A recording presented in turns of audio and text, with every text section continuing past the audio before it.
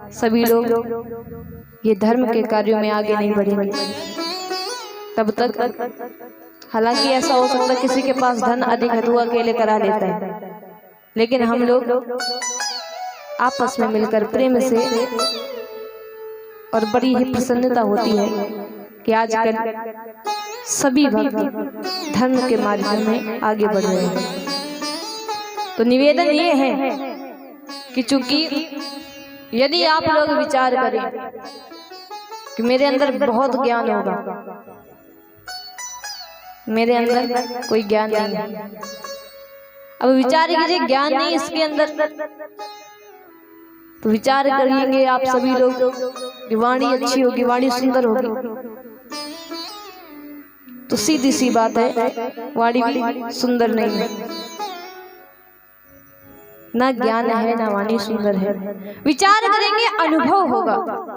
तो मेरी उम्र देखकर आप सभी लोग ये विचार कर सकते कि मेरे पास अनुभव नाम की भी कोई चीज नहीं है, लेकिन एक विश्वास है कि यदि हम अपने कन्हैया का गुणगान करने के लिए आए हैं तो वो अवश्य ही सहायता करेगा, अवश्य ही उसकी कथा को हम पूर्ण कर पाएंगे। बाकी तो सब भगवान के ही हाथों में है, उन्हीं को हम बुलाते हैं कि आप ही प्रभु आइए, कथा सुनाइए और सुनिए आकर।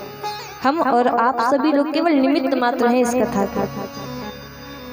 तो दूसरी बात, इस कथा में आने से पहले ही, इस पंडाल में बैठने के पहले आप ये भूल जाइए कि आप हैं कौन। अब इसका मतलब ये नहीं कि आप बिल्कुल ये भूल जाओ कि हम हैं कौन। अपने घर के जाने के बजाय दूसरे के घर में चले जाएं, भैया हमें पता नहीं हम कौन हैं। कहने का तात्पर्य है कि आप ये भूल जाइए कि आप कितने धनवान हैं या कितने ज्ञानी हैं। केवल ये विचार कीजिए यहाँ पर हम आए हैं, हमें कुछ नहीं आता है, बस भगवान की भक्ति करने आए हैं, भगवान की कथा सुनने के लिए आए हैं। क्योंकि भूलने के लिए क्यों कहा, तो छोटा सा उदाहरण, कोई एक व्यक्ति था वो संगीत सिखाता था। तो हुआ क्या, एक व्यक्ति उसके पास में गया और बोला गुरुजी संगीत सीखना है। तो गुरुजी ने कहा एक बात बताओ बेटा, थोड़ा बहुत आता है, कुछ जानते हो? तो आज वो कहता है कि गुरुजी अधिक नहीं जानते, बस संगीत में थोड़ा बहुत जानते हैं। तो आप ये बता दीजिए कितना समय लगेगा। तो गुरुजी ने कहा कि बेटा यदि थोड़ा बहुत जानते हो 1 महीने में हम तुम्हें सिखा देंगे। तब तक दूसरा व्यक्ति आ गया, गुरुजी हमें भी संगीत सीखना है। उस दूसरे व्यक्ति से गुरुजी ने कहा कि अब आप आए हैं तो आप बताइए आप संगीत थोड़ा बहुत जानते हैं? उसने कहा गुरुजी थोड़ा बहुत, अरे बहुत कुछ जानते हैं, बस थोड़ा बहुत जानने के लिए शेष बचा है, कितना समय लगेगा?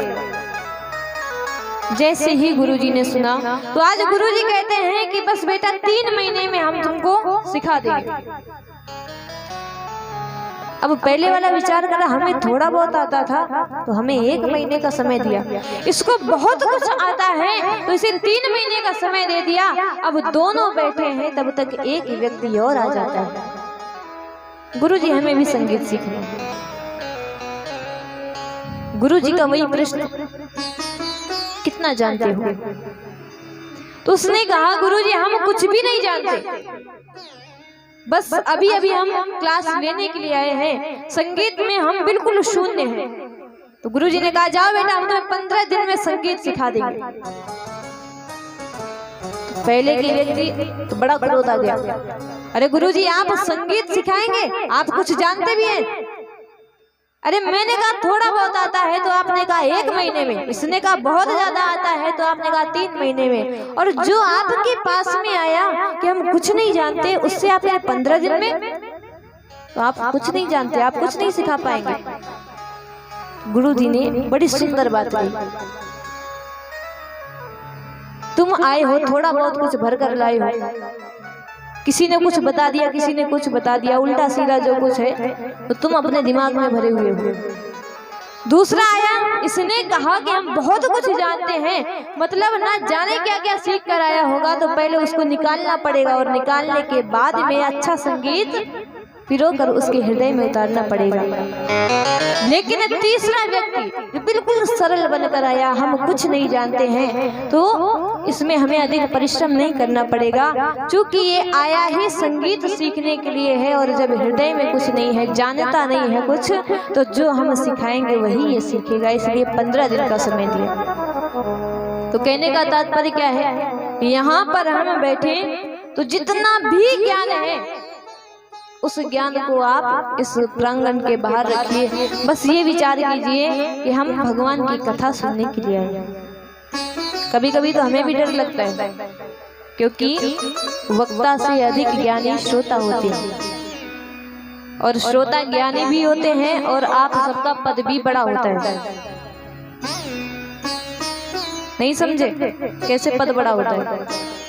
चलिए उदाहरण देकर समझाते हैं।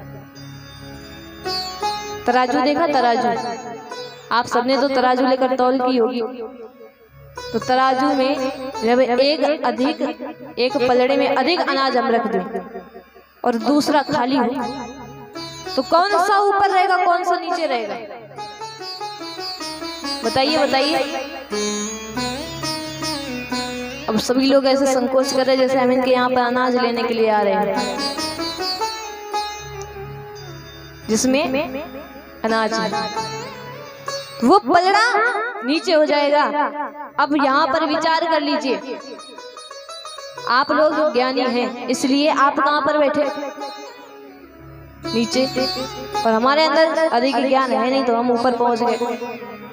और दूसरी बात ये भी है कि आप लोग जमीन पर बैठे तो कौन हुए? जमींदार।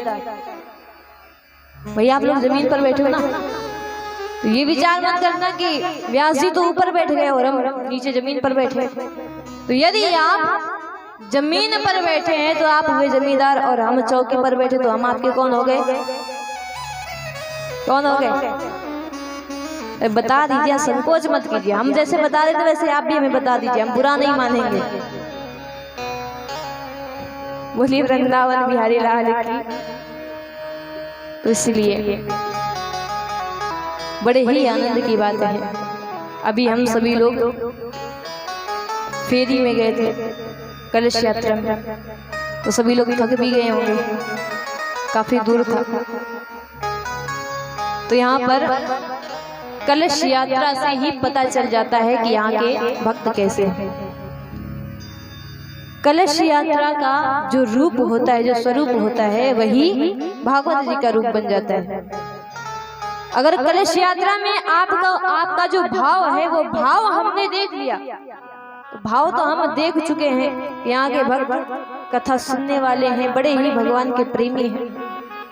क्योंकि इतनी दूर कलश यात्रा में सभी लोग गए, नंगे पैर गए, वापस आए और शीघ्र ही अपने अपने गृह कार्यों से निवृत्त होकर कथा में भी आ गया।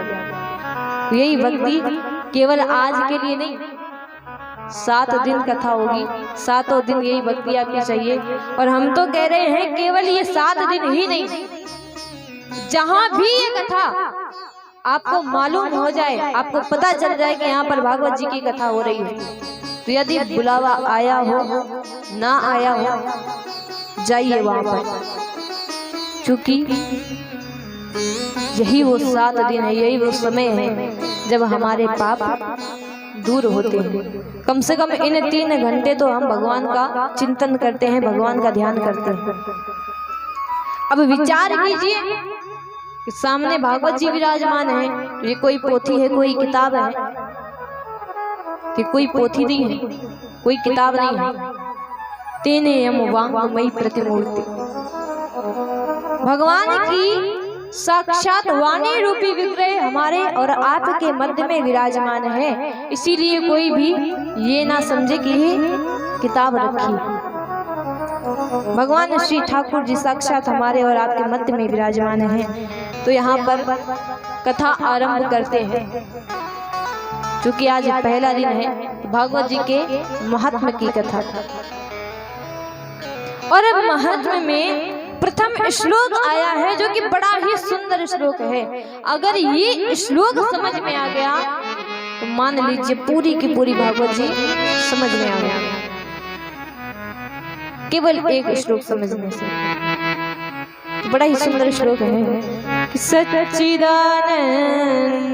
रूपाय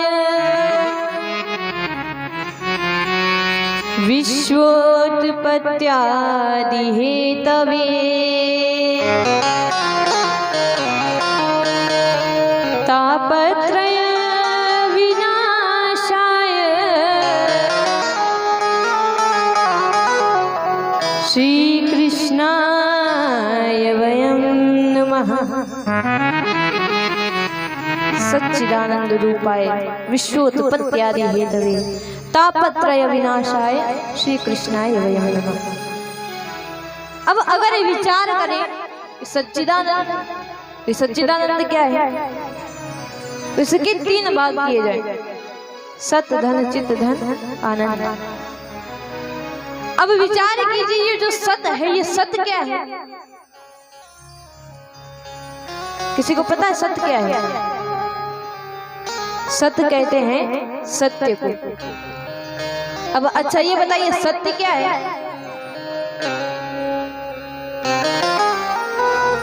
नहीं पता सत्य क्या है? सत्य है परमात्मा। देखिए जब हम छोटे थे तुम्हारे दादी बाबा हमें कथाएं सुनाते थे भगवान की। ऐसे हमारे प्रभु श्री राम जी हुए, ऐसे हमारे कृष्ण जी हुए। तो जब हम नहीं थे तब भी भगवान था, उसकी चर्चाएं थी, उसकी कथाएं थी। आज हम हैं फिर भी भगवान है, और कल जब हमारी मृत्यु हो जाएगी तो क्या भगवान भी चले जाएंगे? वो कल भी था, वो आज भी है, वो कल भी रहेगा। तो एक तो परमात्मा सत्य है और दूसरा क्या सत्य है? दूसरा सत्य है मृत्यु। यहाँ पर जो भी व्यक्ति आया है, चाहे कितना भी बड़ा ज्ञानी क्यों ना हो, चाहे कितना भी बड़ा मूर्ख क्यों ना हो, चाहे कितना धनवान क्यों ना हो, चाहे गरीब क्यों ना हो, चाहे कैसा भी क्यों ना हो, जीवन में एक समय ऐसा आता है जब यहाँ से सबको जाना पड़ेगा। और जानते ये सभी लोग मरना है, लेकिन फिर भी पाप करेंगे, झूठ बोलेंगे, चोरी करेंगे और भगवान से द्वेष करेंगे। तो जितना हम परिवार को अपना मानते हैं उतना ही हम भगवान को भी अपना माने तो परमात्मा सत्य स्वरूप है। और जीवन में यदि जिस व्यक्ति ने सत्य को धारण कर लिया फिर कोई पूजा करने की आवश्यकता नहीं। अगर अपने जीवन में सत्य को धारण कर लिया, मान लिया थोड़ा बहुत झूठ चल जाता है, लेकिन कितना? आप लोग दाल बनाती, दाल में नमक डालती हैं, तो जितना दाल में नमक डाला जाता है उतना तो झूठ चल जाता है। लेकिन आजकल होता क्या है, जितनी नमक में दाल होती है उतना तो हम सब लोग झूठ बोलते हैं, और जितना नमक होता है उतना सत्य बोलते हैं। बोलते कि नहीं बोलते? कहीं भी जाना है हमें तो कॉल आ गया, घर पर बैठे हैं, लेकिन भैया बस 5 मिनट लगे, 5 मिनट में पहुंच रहे। जीवन पर्यंत हमने अपने परिवार को सत्य माना, घर को सत्य माना, पैसे को सत्य माना, अपने काम को सत्य माना। जो वस्तु हमें दिखती है हमने उस प्रत्येक वस्तु को सत्य मान लिया, लेकिन अंत में समझते समझते बहुत देर हो जाती है। कब? जब अंत में 4 लोग कंधे पर हमें उठाते हैं और बोलते चलते हैं राम नाम सत्य है, सत्य बोलो मुक्ति है, लेकिन तब तक बहुत देर हो जाती है। तो इसीलिए जीवन में सत्य को धारण कीजिए। सभी लोग जानते हैं ये अच्छा कार्य है, ये गलत कार्य है, तो इसीलिए जीवन में सत्य को धारण कीजिए। दूसरा आता है चित्त, यानी परमात्मा चैतन्य है। तीसरा आनंद, परमात्मा आनंद स्वरूप है। अब विचार कीजिए आनंद क्या है। आज हमारा मन कर रहा हमारे यहाँ पर टीवी होनी चाहिए, लेकिन टीवी आ गई तो हम खुश हो गए, प्रसन्न हो गए, लेकिन वो आनंद नहीं है। आनंद केवल और केवल गोविंद के चरणों में बैठने से प्राप्त होता है।